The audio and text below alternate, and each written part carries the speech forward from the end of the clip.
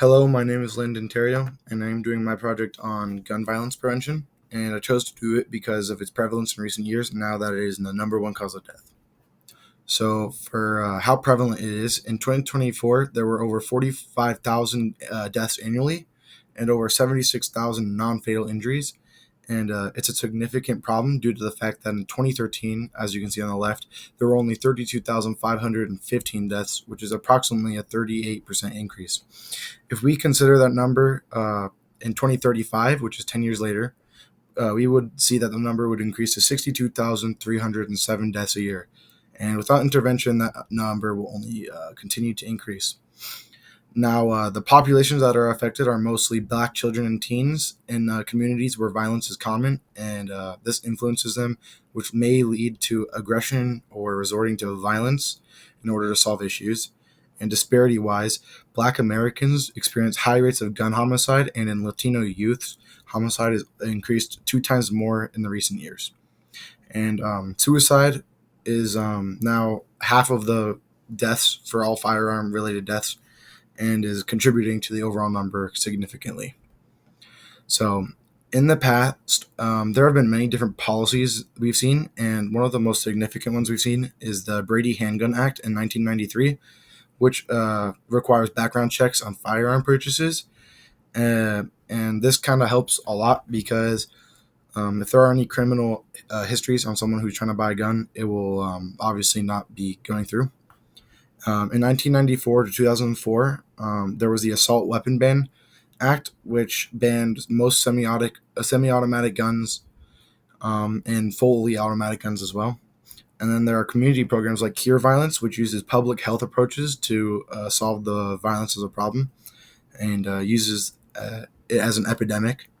Another program we see is research programs in various communities like colleges and private institutes, where they study policies that are in right now and see how effective they are. And a lot of these are inactive right now, but we still see high numbers of deaths, and nothing's really being done at the moment. For my strategy, we will be using the Hadron matrix ladder to form a primary, secondary, and tertiary level, or pre-injury, injury, and post-injury. On the pre-level, we look to improve background checks to be done on all sales instead of just at gun stores, which is not being done in private gun shows and private gun purchases. Then we want to invest in the urbanization of lower socioeconomic areas where most firearm deaths occur. And we also need to be wary of gentrification so that citizens can continue to live in their homes, but also having the areas improved so we can see new services like emergency vehicles and a significant amount of police activity. And the last part of this level would be to encourage participation in violence reduction programs so that we can prevent these issues from occurring beforehand. And this is genuinely the overall goal of public health officials. So the secondary level is to improve the care during the incident of an injury related to firearms. So since firearms either kill or seriously injure someone, we would need to further develop these emergency services so that they are effective and treat the civilians. To do this, we would need trauma care to be done by nearby citizens at the scene of the crime so that the patient doesn't die immediately. And then in hospitals, we need to provide necessary resources like mental health services so that future retaliations don't occur. And then the last step in tertiary would be to help victims and prone individuals are cared for, and to provide opportunities for these victims as well. Some opportunities would be like jobs or programs to help them get back on their feet. Another option would be cognitive therapy, which would be introduced to reduce these rates and potentially stop more future retaliation. And then we would promote these programs in communities that are especially prone in order to inform them on the risks of different problems that may go on in these communities and that associate with gun violence.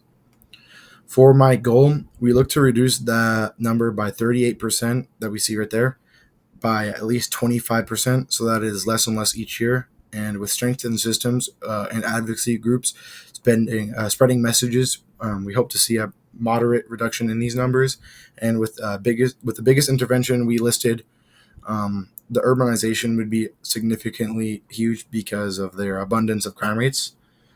We would see a significant increase in specialized care and emergency services emerge with this urbanization, which means that health officials are able to get to the scenes of gun violence quicker and treat them faster so that deaths are reduced.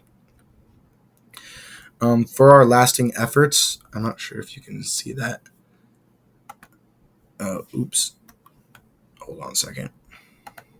To sustain the prevention, we need to fund it, which is the biggest thing, through the collaboration of nonprofits and organizations so that we can continue to do these programs and different activities in order to reduce gun violence. And then with the participation of local leaders or members, we can also keep them informed, and trauma care can be learned amongst them so that civilians who are impacted by gun violence are able to get treatment as soon as possible. And to keep participation high, we need to make sure that these promotions are done constantly and mostly in prone communities, and also campaigns in school settings where most of these students see violence occurring. This is my first page of sources, and then this is my second page.